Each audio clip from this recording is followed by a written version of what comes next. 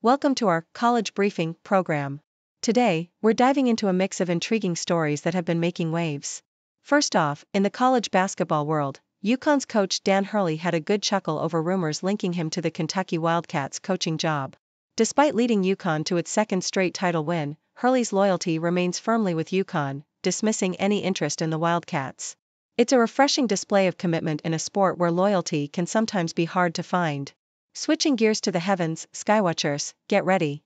The next total solar eclipse is set for 2026, but the big one to mark on your calendars is happening on August 12, 2045, stretching from coast to coast in the US. It promises to be an astronomical event you won't want to miss. And for those of us eager to enjoy the night sky before then, there's a partial lunar eclipse and several meteor showers coming up to keep us looking up. Lastly, over in Manitoba, there's a bit of a stir over the federal government's cap on international students. Minister Renee Cable has voiced concerns about the collateral damage this policy is causing, with projections showing a drop in international student numbers. It's sparking a debate over the role of private versus public institutions in education, highlighting the complex interplay between policy decisions and their impact on communities. So, whether you're a basketball fan, a stargazer, or interested in the intricacies of education policy, there's plenty to keep you engaged. Please stay tuned for more detailed content on these stories. In the world of college basketball, rumors and speculation are as much a part of the game as dribbling and free throws.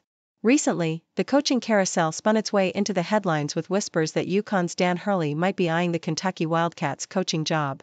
According to Yahoo US, these rumors gained momentum after Hurley led UConn to its second straight title win. However, when confronted with the question of leaving UConn for Kentucky, Hurley couldn't help but laugh it off. Displaying a loyalty that's becoming increasingly rare in the sport, he made it clear that his heart and future remain with UConn. He dismissed the claims outright, stating he had no intention of entertaining interest from the Wildcats. It's a testament to his commitment to the program and a reminder of the deep bonds that can form between a coach and their team. While sports fans mull over coaching rumors, skywatchers are setting their sights on celestial events that promise to dazzle and awe. The Associated Press reports that those who couldn't get enough of the total solar eclipse or were clouded out during the last one have several more opportunities to witness this astronomical phenomenon. The next total solar eclipse is slated for 2026, with its path crossing the northern fringes of Greenland, Iceland, and Spain. For those in the US eager to experience the totality, they'll have to wait until 2033, with another follow-up in 2044. However, the most anticipated event will occur on August 12, 2045, when a total solar eclipse will be visible from coast to coast in the US. This event is expected to rival the scale of the last major eclipse, promising an unforgettable experience for anyone lucky enough to be in its path. In the meantime, sky enthusiasts can look forward to a partial lunar eclipse in September, alongside several meteor showers and supermoons to fill their celestial calendars. Meanwhile, in Manitoba, a different kind of shadow looms over the province, one not caused by celestial bodies but by policy decisions.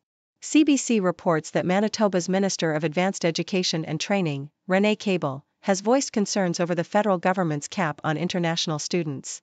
According to Cable, this cap is causing collateral damage in Manitoba, with projections indicating a drop in the number of international students from 10,155 last year to 9,140 this year. The cap has sparked a debate over the role of private versus public institutions in the rise of international student numbers. Despite the federal government pointing fingers at the private sector, data obtained by CBC News suggests that public institutions have seen the largest share of growth. This policy has not only limited the number of students who can receive a provincial attestation letter but also raised questions about the broader impacts on Manitoba's education sector and economy.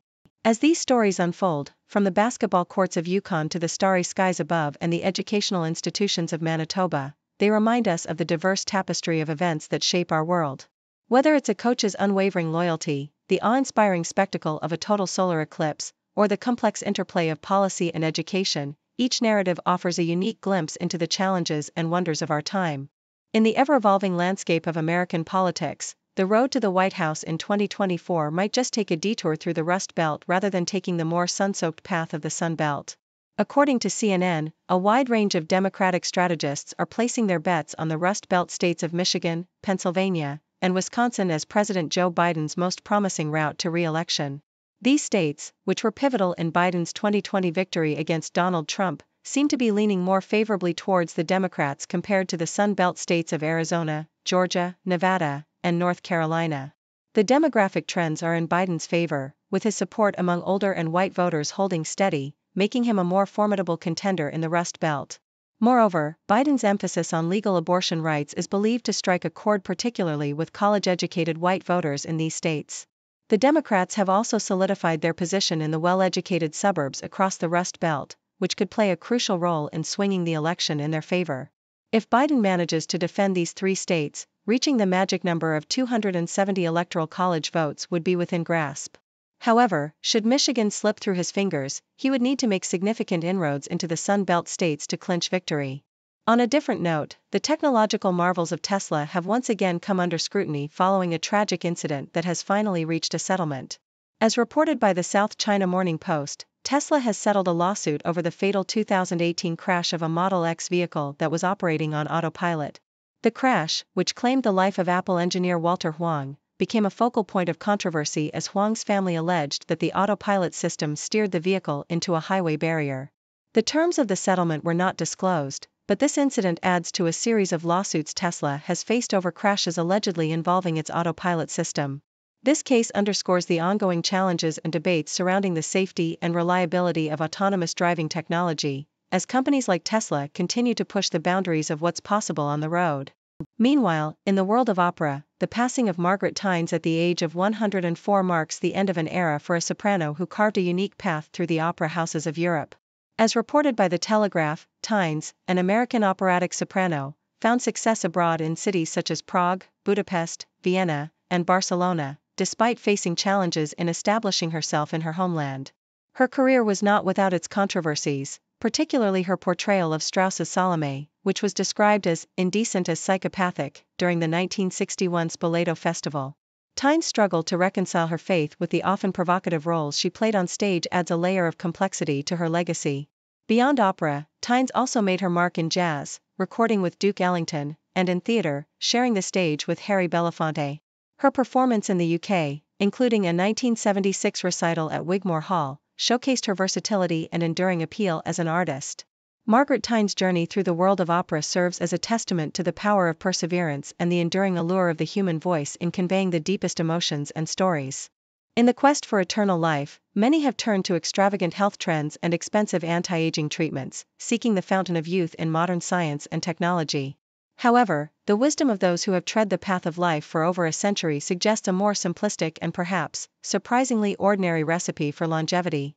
According to The Independent, John Tinniswood, a 111-year-old man from Merseyside, credits his long life to moderation, regular indulgence in fish and chips on Fridays, exercising the mind, not overtaxing the system, and maintaining good relationships with others. Similarly, Maria Brañas Moreira, aged 117, emphasizes the importance of strong connections with family and friends, emotional stability, and a positive outlook on life. These centenarians challenge the modern-day obsession with reversing the aging process, posing a thought-provoking question: is a rich and exciting life more valuable than the pursuit of living forever? While some are searching for the secret to a long life, others face the harsh realities of hatred and violence that cut lives tragically short. The Toronto Star reports on the case of Samuel Woodward, who is expected to stand trial for the 2018 murder of Blaise Bernstein, a University of Pennsylvania student. Bernstein, who was gay and Jewish, was brutally stabbed nearly 20 times in the face and neck, in what is being prosecuted as a hate crime. Woodward, who attended the same high school as Bernstein, has pleaded not guilty to the charges, despite DNA evidence linking him to the killing and his cell phone containing anti-gay, anti-Semitic, and hate group materials. This tragic story underscores the devastating impact of hate and intolerance, serving as a stark reminder of the work that remains to be done in combating bigotry and ensuring safety and equality for all. On a lighter note, the realm of sports often provides moments of sheer joy and unity, exemplified by the University of Connecticut's basketball team, the Huskies, and their triumphant victory in the NCAA tournament. As reported by Yahoo US, the Huskies secured their sixth national title since 1999 by defeating Purdue in the national championship game. This victory not only added another chapter to UConn's storied history but also marked the first time in 17 years that a program successfully defended its championship. The game was filled with memorable moments that captured the spirit of competition, teamwork, and the sheer exhilaration of achieving a shared goal. Such moments remind us of the power of sports to bring people together, creating lasting memories and fostering a sense of community and pride. These diverse stories, ranging from the secrets of centenarians to the tragic consequences of hate, and the unifying power of sports, illustrate the complex tapestry of human experience. They prompt us to reflect on what truly matters in life, the importance of compassion and understanding, and the joy that can be found in simple pleasures and shared achievements. Whether it's finding contentment in moderation and relationships, standing against hate and injustice, or celebrating collective triumphs, these narratives offer valuable lessons on the essence of living a meaningful life. Meanwhile, in another corner of the college sports world, Rutgers football is buzzing with excitement over their latest recruit, Cole Breeler. This young athlete has already turned heads with a jaw-dropping display of strength, as detailed by Yahoo US. A video circulating on social media showcases Breeler squatting an impressive 555 pounds, a feat that speaks volumes of his dedication and potential. Ranked as the number 16 overall recruit in New Jersey's class of 2025 and the number 50 defensive lineman nationally by 247 Sports Composite, Breeler's prowess has attracted attention from a slew of top programs, including Ohio State and Stanford. His commitment to Rutgers signifies a promising future for the Scarlet Knights, who eagerly await the impact he will bring to the field. On the academic front, Riverland Community College has achieved a significant milestone in its commitment to serving the Hispanic community. As reported by Yahoo US, the Hispanic Association of Colleges and Universities, HACU, has recognized Riverland as an emerging Hispanic serving institution, HSI. This distinction, a first for any institution in Minnesota, highlights Riverland's dedication to fostering an inclusive environment that caters to the needs of its Hispanic students, who currently make up 15.8% of the college's enrollment. As an emerging HSI, Riverland joins a select group of colleges and universities committed to enhancing educational opportunities and outcomes for Hispanic students. This recognition is not only a testament to Riverland's ongoing efforts but also a beacon of hope for the broader Hispanic community seeking higher education opportunities.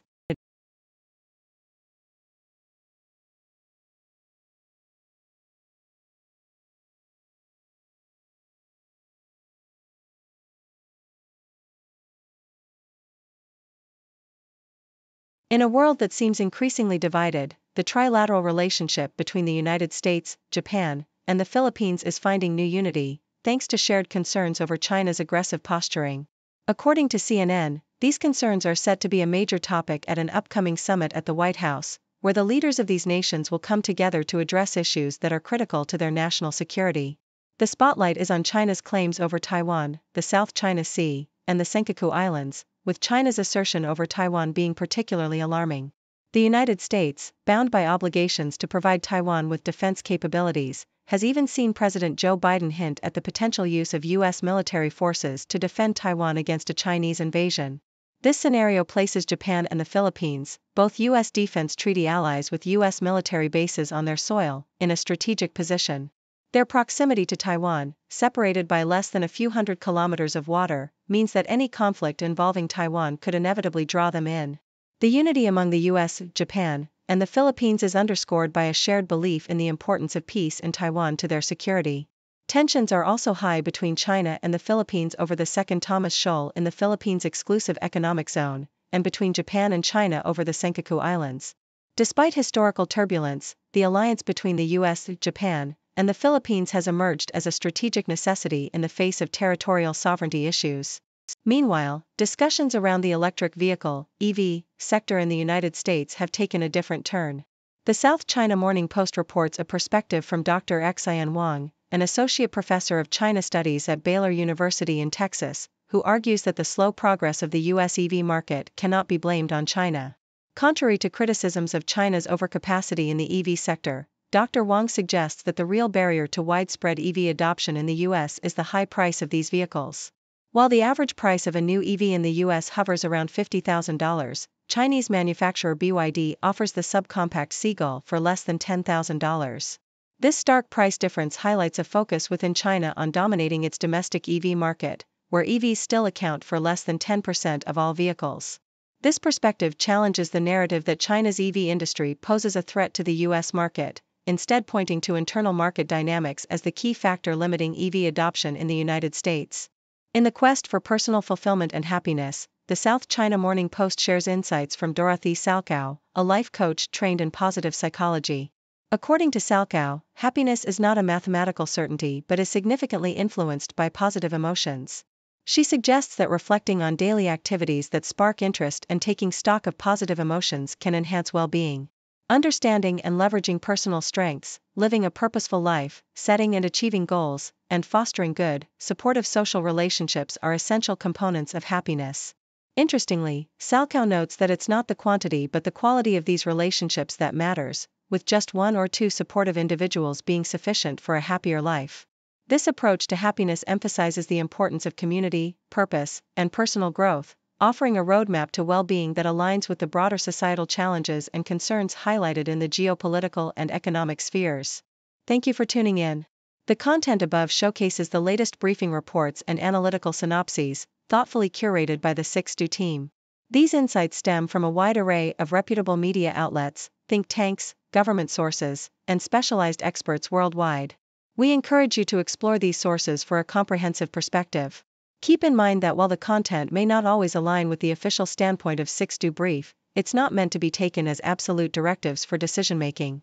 Comprising seasoned media professionals, learned scholars, and accomplished scientists, the 6Do team embodies a trailblazing, fully independent media entity. To customize 6Do Brief to meet your professional needs, you have the option to subscribe to a diverse array of briefings on our website, 6dobrief.com. Regardless of your location, you can conveniently receive 6Do Brief via email.